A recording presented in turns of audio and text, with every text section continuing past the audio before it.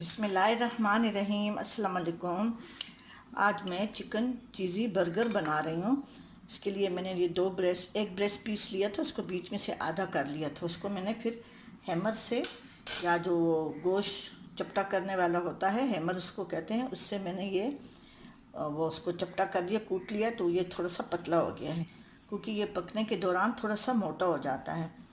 ये half tea spoon कुटी लाल मिर्च है और हाफ़ टी स्पून कुटी हुई काली मिर्च है। ये हाफ़ टी स्पून ही सोया सॉस है। ये इसलिए बहुत स्ट्रॉन्ग है, तो इसलिए मैंने कम लिया है। ये 1 टीस्पून लहसुन अदरक का पेस्ट था, इसमें मैंने थोड़ा सा पानी डाल दिया है।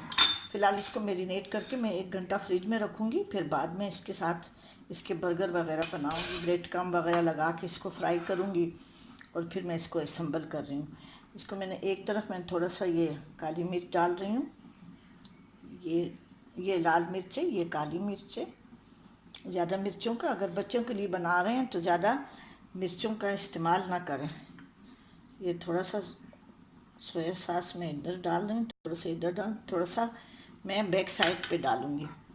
इसी तरह से ये कुछ ज़्यादा लहसुन का वो कोशिश करें। इसको मैं पूरा नहीं डालूँगी, देखूँगी कितनी ज़रूरत है। अब इसको मैं एक तरफ लगा के दूसरी तरफ लगा रही हूँ। इसको मैंने एक साइड पे लगा लिया है, अब मैं दूसरे साइड पे भी लगा के, और इसको मैं नमक भी एहतियात से डालें, क्योंकि मैं ब्रेड क्रम्स पे भी नमक डालूंगी, और मायोनीज़ वगैरह ख़ुद में थोड़ा थोड़ा नमकीन या मीठा होता है। हल्का हल्का सा, बस ये इतना मैंने डाला, ये हाफ़ टी स्पून से भी कम यूज़ हुआ है।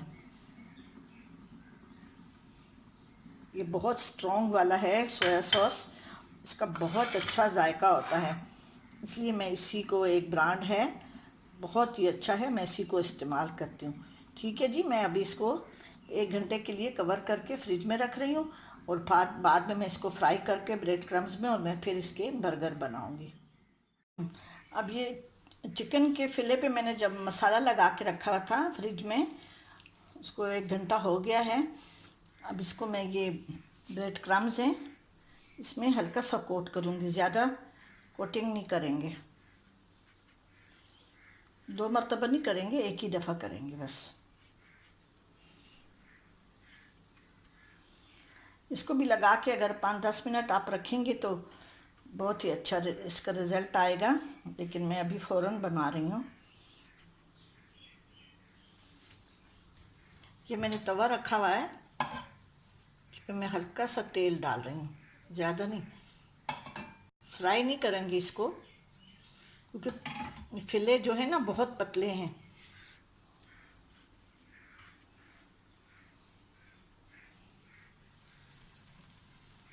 इसके मीडियम आंच पे करेंगे।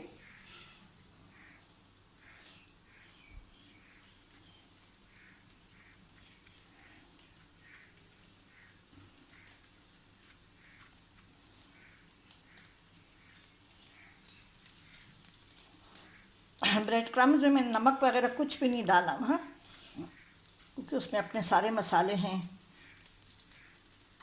सारे छोटे छोटे पीस थे जो मैंने ब्रेस्ट काट के उसको रखा हुआ था, उसकी वो जो कोने कोने थे।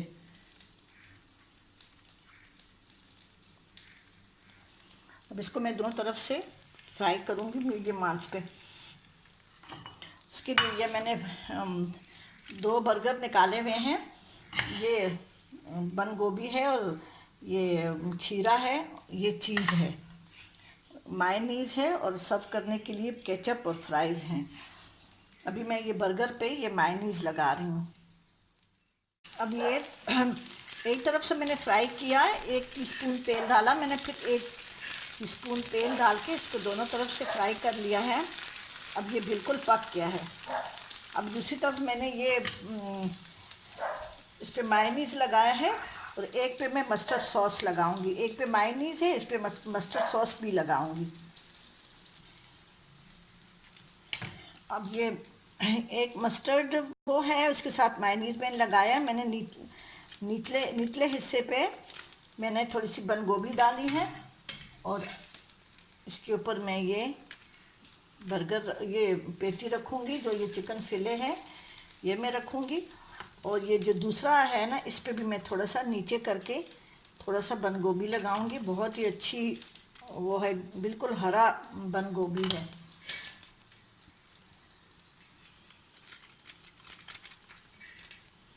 थोड़ा सा ये जला हुआ नहीं है, थोड़ा सा ये लाइट कम है, तो वोल्टेज थोड़ी सी कम है, तो इसलिए जो है ना यहाँ पे ये इसके साथ में ये रख लूँगी। देखिए बिल्कुल ये ब्राउन है, जला हुआ नहीं है। इसके ऊपर मैं खीरा, बहुत ज़्यादा वो भरे नहीं, क्योंकि फिर वो गिरता रहता है। हाथ में लेना तो हर चीज़, सब्ज़ी वगैरह हर चीज़ गिरती रहती है। अब इसके ऊपर मैं ये चीज़ डाल रही हूँ। ये चूँकि चीज़ी बर्गर है,